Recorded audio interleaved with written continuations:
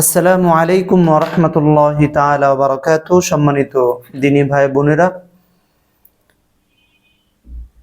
আজ একটা বিষয় নিয়ে আপনাদের সাথে কথা বলতে এসেছি।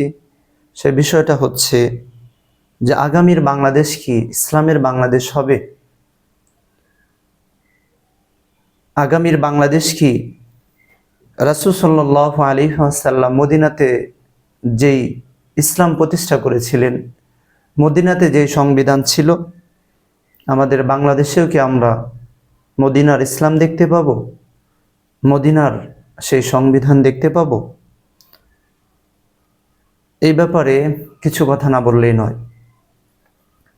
সর্বপ্রথম কথা হচ্ছে, যতদিন না আলেমরা একসাথে হবে, এক প্ল্যাটফর্মে না আসবে, তাদের ভিতরে যতদিন না ইউনিটি আসবে, একত্রিত না হবে, ততদিন পর্যন্ত বাংলাদেশে মদিনার সংবিধান আসা সম্ভব নয়। আমরা জানি বাংলাদেশে যারা ইসলামকে বুকে ধারণ করে, ইসলামকে লালন করে, তাদের ভিতরে দুইটা গ্রুপ আছে। একটা হচ্ছে আলিয়া গ্রুপ, আর একটা হচ্ছে কওমি গ্রুপ। আলিয়া গ্রুপে যেরকম অনেক স্কলার আছে, অনেক বক্তা আছে, তারা তাদের মতো করে বক্তৃতার ময়দানে কাজ করছে ইসলাম প্রতিষ্ঠার জন্য। ঠিক অপরপক্ষ একটা গ্রুপ হচ্ছে কওমি মাদ্রাসা। তারাও ইসলামকে হৃদয়ে ধারণ করে, ইসলামকে প্রতিষ্ঠার জন্য তারাও মাঠে ময়দানে কাজ করে যাচ্ছে। দেখা যায় দুই গ্রুপে কাজ করতে গিয়ে তাদের কথার মাঝে ভুলকুটি হয়ে যায়।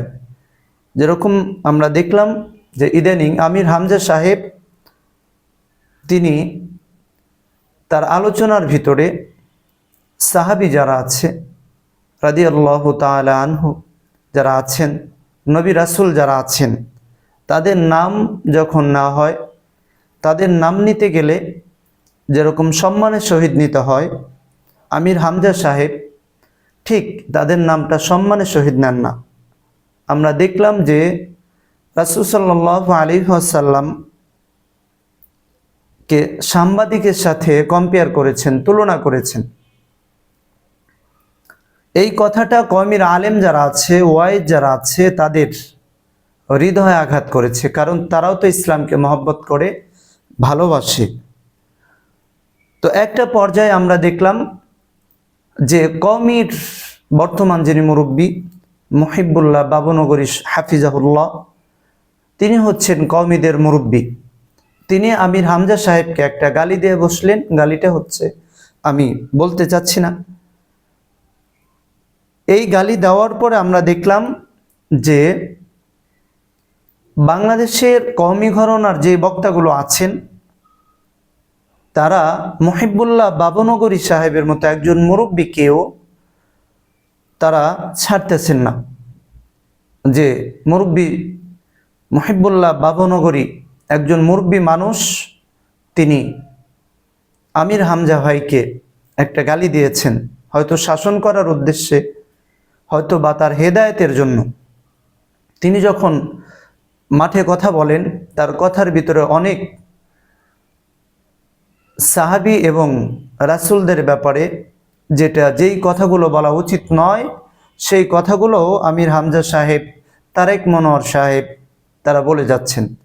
তাদের সংশোধনের জন্য মুহিবুল্লাহ বাবুনগরী সাহেব আমির হামজা সাহেবকে একটা গালি দিয়েছেন। এই গালিটা হয়তো তার নাজাতের জন্য, তার হেদায়েতের জন্য, তার ভালোর জন্য।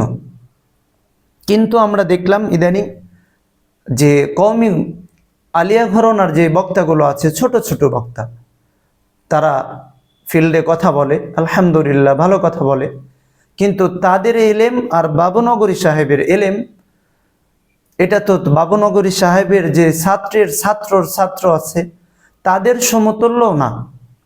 অথচ একজন মুরব্বী, কওমিদের মাথার তাজ বর্তমানে যিনি, তাকে নিয়েও গালিগালাজ শুরু করে দিয়েছে। তাকে মানে মূর্খর জগতে পুছিয়ে দিয়ে দিচ্ছে যে একজন বক্তা হয় কিভাবে, সে আলেম হয় কিভাবে। যখন এই বিষয়টা নিয়ে বাড়াবাড়ি, তখন আমি দেখলাম যে মুফতি আরিফ জব্বার সাহেব তিনি আমির হামজা সাহেবকে একটা কথা বলেছেন। আমির হামজা সাহেব যখন বাবুনগরী সাহেব এবং আমির হামজার মতো জামাত ঘরানার যারা বক্তা আছে তারা বাবুনগরীকে যখন অ্যাটাক করে, তখন মুফতি আরিফ জব্বার সাহেব তিনি একটা কথা ছড়িয়ে দিয়েছেন যে তোমাদের এলেমের কত যোগ্যতা আছে, দৌড় আছে, যে বুখারী শরীফ যদি সামনে দেওয়া হয়, তাফসির করার জন্য যদি তাফসিরের কিতাব সামনে দেওয়া হয়, তাহলে তোমাদের লুঙ্গি নাপাক হয়ে যাবে। এই কথাটা কি তিনি যুক্তিসঙ্গত, যুক্তিযুক্ত বলেছেন কিনা, কতটুক সত্য? কিন্তু আমরা দেখলাম যে আলিয়া ঘরানার যারা বক্তা আছে তারা এর কোনো প্রতিবাদ করে নাই। তাদের উচিত ছিল যে তাদের তাফসির করা, তাফসির বোঝার মতো যোগ্যতা আছে কিনা, যদি থাকে তাহলে মুফতি আরিফ জব্বার সাহেবকে তার পাল্টা জবাব দেয়া, যে আপনি আসেন, যে আমরা তাফসির বুঝি কি বুঝি না।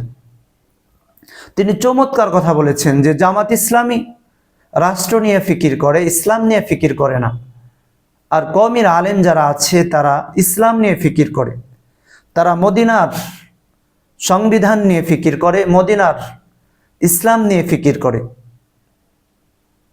তিনি পরিষ্কার করে বলে দিয়েছেন যে কওমির আলেমদের সাথে জামাতির যে আলেম আছে, কারণ কওমিরা লালন করে, দাওবন্দের অনুসরণ করে, আর জামাত যারা আছে তারা মওদুদির ইসলামকে অনুসরণ করে।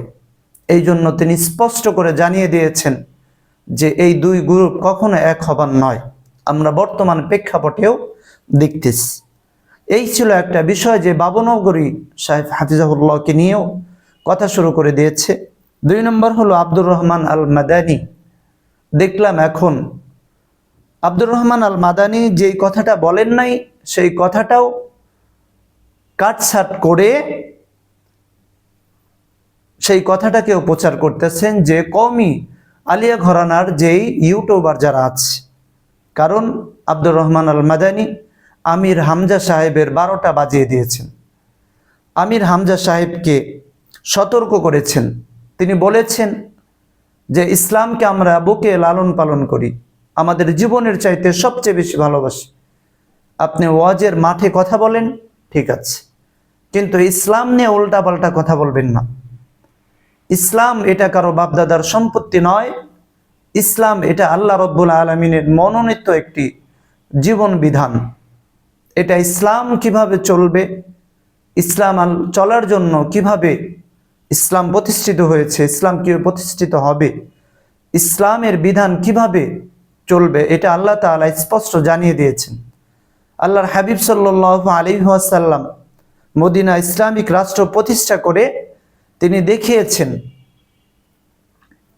তো আব্দুর রহমান আল মাদানী আমির হামজা সাহেবের অনেকগুলো ভুল ধরেছেন, যে এটা জামাতের যারা বক্তা আছে এটা ভালো দৃষ্টিতে দেখে নাই, কারণ সামনে নির্বাচন, তারাও চায় না যে জামাত ইসলামের কোনো বদনাম হোক। এটা আমরাও চাই না। সামনে যদি কোনো ইসলামিক দল ক্ষমতা আসে তো আলহামদুলিল্লাহ, খারাপ কোথায়? কিন্তু কওমির আলেমদের পিছনে লেগে জামাতি আলেম যারা আছে তারা কখনোই আপারে যেতে পারবে না, কারণ কওমির আলেমদের যে ইলমিয়াত আছে, যে এলেম আছে, এটা আলিয়ার এলেমদের ততটুকু জ্ঞান নেই। কওমির আলেমরা শুধু কোরআন হাদিস নিয়েই থাকে, তারা দুনিয়ার কোনো জ্ঞান তাদের দরকার পড়ে না, যদিও তারা স্টাডি করে। কিন্তু আলিয়ার আলেম যারা আছে তারা কোরআন হাদিসের পাশাপাশি দুনিয়ার জ্ঞানটাকেও প্রাধান্য দেয়, যার কারণে আলিয়া কওমি কখনোই এক হতে পারে না। এই জন্য সামনে যেহেতু ইসলামিক একটা রাষ্ট্র আসার সম্ভাবনা আছে, আমরা যারা মাঠে ময়দানে কথা বলবো, কওমির বক্তা হোক, আলিয়ার বক্তা হোক, বিশেষ করে আলিয়ার বক্তা যারা আছি, আমরা যেন কোরআন হাদিস স্টাডি করে আমরা যেন ওয়াজের মাঠে যাই, আমরা যেন ওয়াজের প্যান্ডেলে বসি।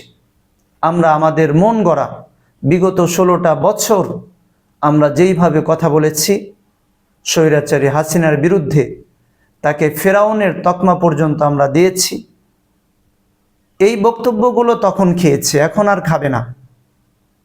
এখন স্বৈরাচার পালিয়েছে। এখন যদি ইসলাম নিয়ে কোনো ধরনের বাজে মন্তব্য করা হয়, আল্লাহর হাবিব সাল্লাল্লাহু আলাইহি ওয়াসাল্লামকে যেভাবে সম্বোধন করা উচিত ওইভাবেই সম্বোধন করতে হবে। আল্লাহর হাবিব সাল্লাল্লাহু আলাইহি ওয়াসাল্লামকে আল্লাহ রব্বুল আলামিন নিজে কখনো নাম ধরে সম্বোধন করেন নাই। বিভিন্ন উপনামে তাকে ডেকেছেন, বিভিন্নভাবে তাকে ইনভাইট করেছেন। কিন্তু আমরা যখন আলোচনার ময়দানে হাবিব সাল্লাল্লাহু আলাইহি ওয়াসাল্লামের নাম সম্বোধন করব, সাহাবীদের নাম যখন আমরা বলবো, তখন সম্মানের সহিত আমরা বলার চেষ্টা করব। আমরা ইসলাম নিয়ে এমন কোনো কথা বলবো না যাতে করে আলেমদের মাঝে বিভক্তি তৈরি হয়ে যায়। আপনারা ওয়াজের প্যান্ডেলে কথা বলেন, মার্জিত ভাষায় মার্জিতভাবে আলোচনা করেন। সাহাবীদেরকে নিয়ে, নবী রাসূলদেরকে নিয়ে, কোরআন নিয়ে এমনভাবে মন গড়া আলোচনা করা যাবে না। যেই আলোচনাগুলো আমরা বিগত 16টা বছর দেখেছি, বিশেষ করে তারেক মনোয়ার সাহেব, আমির হামজা সাহেব, আমার উপদেশ হচ্ছে, আমার কথা হচ্ছে, নির্বাচনে আগে এই দুই সম্মানিত ব্যক্তি যিনি আছেন, আমির হামজা সাহেব এবং তারেক মনোয়ার সাহেব, আলোচনার ময়দানে আলোচনা না করলেই ভালো হয়। কারণ তাদের আলোচনার ভিতরে জানি না তাদের প্রবলেম কোথায়। জেলে যাওয়ার পরে যদি তাদের কথার ধরন ঠিক না থাকে, তাহলে আলোচনার প্যান্ডেলে বসা ঠিক হবে না।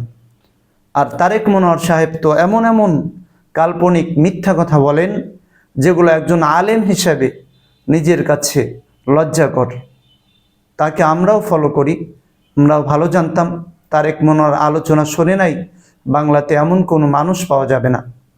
কিন্তু তিনি তার সম্মান রক্ষার্থে তিনি যদি নিজেকে না শুধরান, তাহলে আলিয়া ঘরানার যে বক্তাগুলো আছেন, আপনাদের প্রতি আমার হাম্বল রিকোয়েস্ট যে আপনারা তাদেরকে বুঝান যে আলোচনার প্যান্ডেলে আমরা এমন কোনো কথা বলবো না যাতে করে আমাদের দলের বদনাম হয়, ইসলামের বদনাম হয়, আমরা যারা মুসলিম আছি আমাদের বদনাম হয়।